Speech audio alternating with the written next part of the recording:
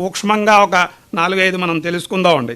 ఏంటంటే వర్షలగ్నము అంటే రాష్ట్ర ప్రభుత్వము అని చెప్పేసి మనం అనుకున్నాం.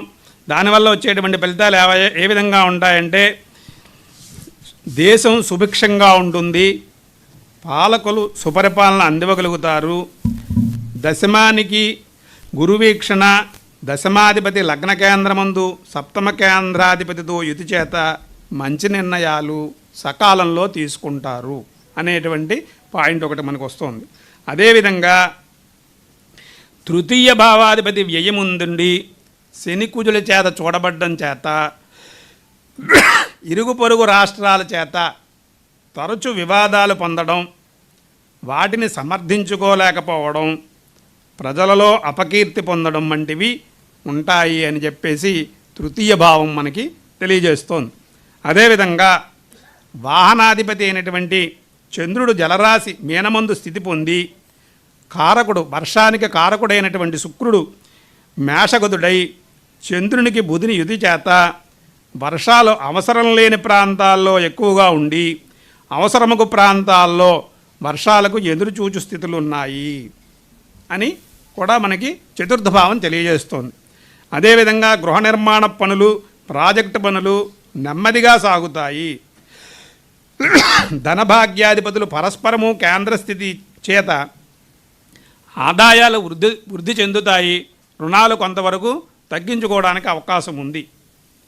ఇక సప్తమాధిపతి అయినటువంటి శుక్రుడు అంటే ప్రతిపక్షపు భావాధిపతి అయినటువంటి శుక్రుడు లగ్నమందు ఉండడం చేత ఈ ప్రతిపక్షపు భావాధిపతులు బలవంతులు అవ్వగలరు అని మనకి ఒక సూత్రం చెప్తోందండి. అదేవిధంగా రుణస్థానాధిపతి అయినటువంటి బుధుడు వ్యయస్థానమందు ఉండడం చేత అపాత్రపు ఖర్చులు పెచ్చుమీరు స్థితులు ఉన్నాయి. గురువీక్షణ పొందడం చేత కుజునిచే ఓడింపబడుతున్నప్పటికీ కూడా రాష్ట్రీయమైనటువంటి ఖర్చుల్ని నెమ్మదిగా సమర్థించుకుంటారు అని చెప్పడానికి ఈ 6వ పాయింట్ ఉపయోగపడుతోందండి. అదేవిధంగా ఈ రాజ్యాధిపతి నీచి పొంది రాజ్యమును వీక్షించడం చేత పరిపాలనా విధానములందు అంటే మంత్రుల శాఖలందు మార్పు చేర్పులు ఏర్పడు సూచితములు ఉన్నవి అని చెప్తోంది. ఈ విధంగా ఈ రాష్ట్ర ప్రభుత్వం మీద ఒక 5-6 పాయింట్లు మనకి ఈ సంవత్సరం రాసుకున్నాం. అదేవిధంగా జగల్లగ్నాన్ని పరిశీలించినట్లయితే కేంద్రం సుస్థిరమైనటువంటి సుపరిపాలన ఇస్తుంది. అంతేకాకుండా లగ్నమునకు ఆ పక్కన ఈ పక్కన శుభగ్రహాలు ఉండడం చేత విశేషమైనటువంటి కీర్తి ప్రతిష్టలు కేంద్ర ప్రభుత్వం పొందగలుగుతుంది. ప్రతిపక్షపు స్థానాధిపతులు వారి పాత్రను పోషించుకుందుకు మంచి అవకాశాలు ఏర్పడుతున్నప్పటికీ కుజవీక్షణ చేత అవకాశాలని అందిపుచ్చుకోలేని స్థితులు కూడా గోచరిస్తున్నాయి 2వ పాయింట్ చేత. అదేవిధంగా దేశీయ ఆదాయాలు వృద్ధి చెందగలవు.